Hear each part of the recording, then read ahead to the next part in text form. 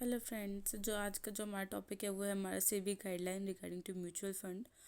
क्या कहता है कि सबसे पहले देखो, ये जो SEBI guideline regarding to mutual fund है, ये बहुत बहुत मतलब वेरी इंपॉर्टेंट क्वेश्चन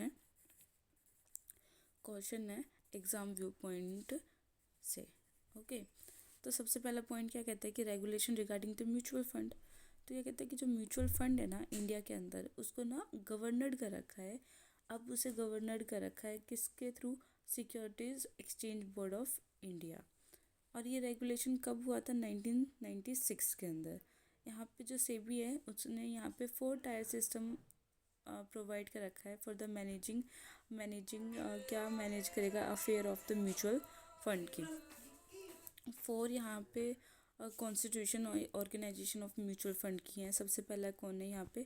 हमारे sponsors companies, trustees, assets management company and custodian. क्या कहते हैं अब यहाँ पे? एक और चीज़ यहाँ पे याद रखना है कि सबसे पहले अगर जब हम स्पॉन्सर्स की बात करेंगे तो इसको हमने यहाँ पे 3 में डिस्ट्रीब्यूट कर रखा है। जैसे हमने यहाँ पे डिस्ट्रीब्यूट करा है, सेम वैसे ही अगर एग्जामिनेशन में अगर क्वेश्चन आता है तो हमें वहाँ पे भी सेम ऐसे ही उसको एक्सप्लेन करना पड़ेगा। देखो क्या कहता है कि यहाँ पे कि जो हमारा सेबी रेगुलेशन डिफाइन करता है sponsors as may be person. क्या कहता है कि जो हमारा सेबी ने जो रेगुलेशन एक्ट 1996 के अंदर जो डिफाइन कर रखा है कि स्पॉन्सर जो है ना, वो एक ऐसा पर्सन है या एक पर्सन है जो कि एक्टिंग अलोन भी कर सकता है या तो कम्बिनेशन कर सकता है किसी अनदर बॉडी ऑफ कॉरपोरेशन के साथ। अनदर बॉडी ऑफ कॉरपोरेशन के मतलब, इसका मतलब है कि किसी अदर कंपनी के साथ भी वो मिलके एक म्यूचुअल फंड क्रिएट कर सकता है। ओके, उसके बाद कहता है कि ना यहाँ पे एप्लीकेशन एंड फीस क्या कहता है यहाँ पे कि sponsor has to be file an application for the registration. सबसे पहले एक स्पॉन्सर को, अगर वो म्यूचुअल फंड का स्पॉन्सर बनना चाहता है तो उसको एप्लीकेशन फॉर्म फिल करना पड़ेगा, रजिस्ट्रेशन करनी पड़ेगी म्यूचुअल फंड की, और जो कि फॉर्म ए से मिलेगा उसको, और साथ में उसको एप्लीकेशन फ़ीस भी भरनी पड़ेगी जो कि 1 लाख है। ओके, और sponsor must be finished all information and given the clarifications as may be require the board. यहाँ पे एक और चीज़ क्या रखी है कि जो स्पॉन्सर है ना, वो सारी इन्फॉर्मेशन देंगे जो भी क्लैरिफिकेशन हमारे require bye the board of directors ने मतलब जो मांगी होंगी। ठीक है, एलिजिबिलिटी क्राइटेरिया कौन सी है? स्पॉन्सर्स में भी granted a certificate of registration provided by the following condition satisfy करते हैं तभी वो एलिजिबल है एज ए स्पॉन्सर बनने के लिए। सबसे पहला पॉइंट जो है स्पॉन्सर का, कहता है कि जो उसका साउंड ट्रैक रिकॉर्ड होना चाहिए ना, या उसकी रेपुटेशन की बात आ जाए या फेयरनेस की या इंटीग्रिटी की, वो कम से कम उसके 5 साल से कम नहीं होनी चाहिए। ओके, सेकंड पॉइंट जो हमारा क्या कहता है कि यहाँ पे जो एग्जिस्टिंग म्यूचुअल फंड होगी ना, such fund is in the form of trust and trustee deeds has been approved by the board. मतलब जो कहते हैं कि जो एग्जिस्टिंग म्यूचुअल फंड होंगे उनकी जो ट्रस्ट डीड या ट्रस्टी या ट्रस्ट डीड, वो सारे के सारे किसके साथ किससे अप्रूव्ड होना चाहिए? हमारे बोर्ड। और यहाँ पे बोर्ड हमारे कौन है? सेबी है। ओके, थर्ड पॉइंट क्या कहता है कि हमारा जो स्पॉन्सर्स है उसका जो कंट्रीब्यूशन होना चाहिए एसेट्स मैनेजमेंट कंपनी के, मतलब एसेट्स मैनेजमेंट कंपनी में कम से कम उसका 40% उसका शेयर होना चाहिए एसेट्स मैनेजमेंट के अंदर, तभी वो स्पॉन्सर के लिए वो एलिजिबल होता है। ठीक है, उसके बाद हमारा है फोर्थ पॉइंट, कहता है कि a trustee has been appointed by the sponsor. Sponsor क्या करेगा? एक ट्रस्टी को अपॉइंट करेगा जो कि as a trustee for the mutual fund को हैंडल करेगा। एएमसी भी अपॉइंट करेगा मैनेज करने के लिए, कौन सी किस चीज़ को लिए, किस चीज़ की स्कीम ऑफ सच फंड्स की स्कीम्स को ऑपरेट करने के लिए एएमसी को अपॉइंट करेगा। कस्टोडियन अपॉइंट करेगा कि ताकि उनकी जो सिक्योरिटीज़ है उनसे रिलेटेड या इंस्ट्रूमेंट है उनको रिकॉर्ड कर सके, और जो हमारे ट्रस्टी हैं उनको सारी इन्फॉर्मेशन प्रिस्क्राइब कर सके। थर्ड पॉइंट है हमारा ग्रांट आ सर्टिफिकेट रजिस्ट्रेशन। यहाँ पे कहता है कि जो बोर्ड जब वो सारी एलिजिबिलिटी वो फुलफ़िल कर लेता है, तो जो म्यूचुअल फंड में वो रजिस्टर करेगा और उसके साथ जब वो फीस पे करेगा तो उसको वो ग्रांटेड सर्टिफिकेट मिल जाएगा।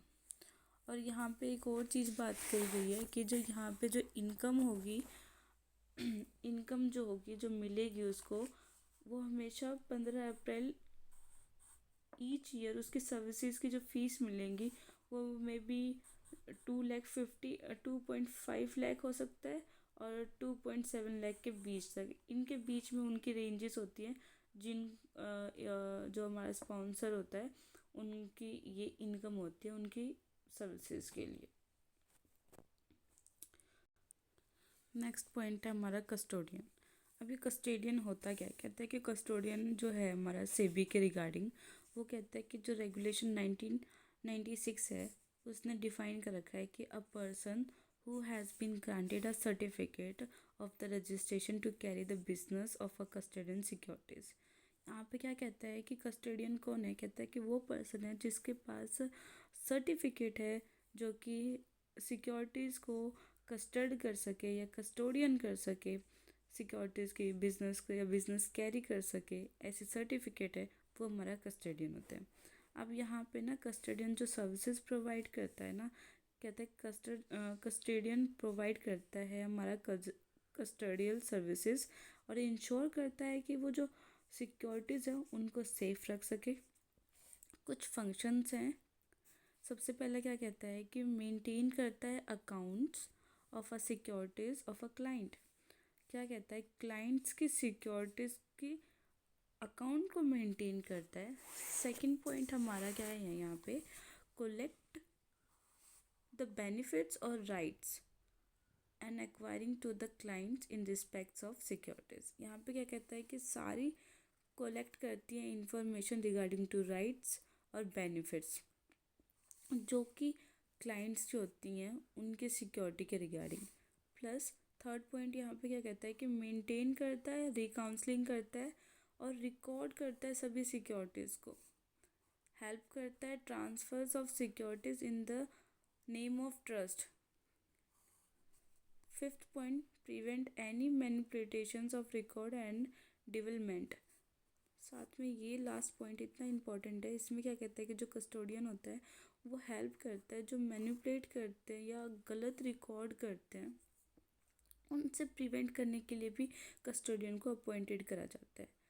और क्या कहता है कि जो हमारा कस्टोडियन होता है म्यूचुअल फंड में, वो स्पॉन्सर नहीं हो सकता है, ना ही तो कोई ट्रस्टी हो सकता है other of the mutual funds. Okay, फिर इसको अपॉइंट कैसे करते हैं, कहते हैं कि the mutual fund shall be appointed custodian to carry out the custodial services for the schemes of the fund and send the immediate intimations of the same of the boards within a 15 days an appointment of custodian। इसका मतलब क्या कहता है कि जो हमारा mutual fund जब भी कस्टोडियन को अपॉइंट करती है उसकी कस्टोडियल सर्विसेज के लिए for the schemes of the funds, तो उसको ना सेंड करना पड़ता है इन्फॉर्मेशन कि हम वो कस्टोडियर को अपॉइंट कर रहे हैं कि विद इन 15 डेज़ के अंदर अंदर हमें क्या करना पड़ता है, इन्फॉर्मेशन देनी पड़ती है। किसको देनी पड़ती है, हमें बोर्ड को इन्फॉर्मेशन देनी पड़ती है कि हम कस्टोडियन को अपॉइंट कर रहे हैं। अगर सेकंड पॉइंट क्या कहता है कि no custodian in which the sponsor और एसोसिएट होल्ड अ 50%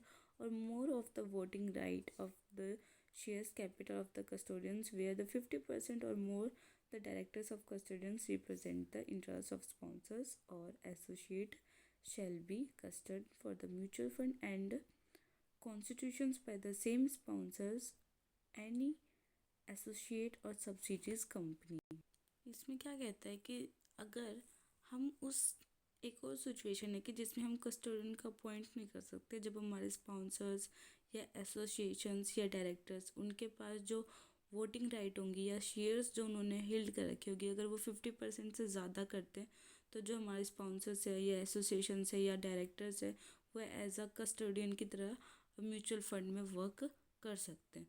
तो इस रीज़न में हमें नो कस्टोडियन की मतलब हमें कस्टोडियन नहीं चाहिए होगा उस टाइम।